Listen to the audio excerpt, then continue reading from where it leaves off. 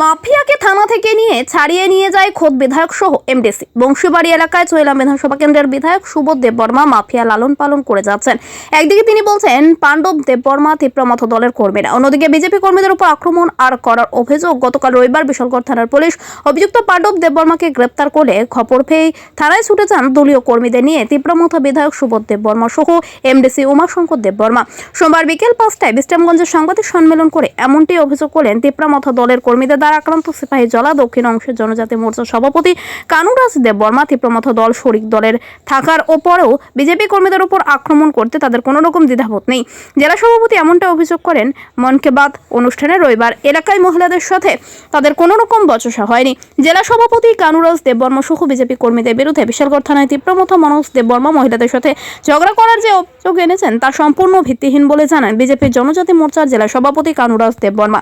যারা আমাদের উপর অ্যাটাক করেছিল সবই পুরুষ ছিল, মহিলা ওদের সাথে নেই। আমরা বুঝে ওঠার আগে এরা আমাদের উপর যেভাবে অ্যাটাক করেছে, যেভাবে আমাদেরকে মারধর করেছে, সেই সময় ওদের সাথে মহিলা ছিলই না, ছিল তো আমাদের সাথে যারা মন কি বাত দেখার জন্য এসেছিলেন আমাদের সাথে ওরাই ছিল।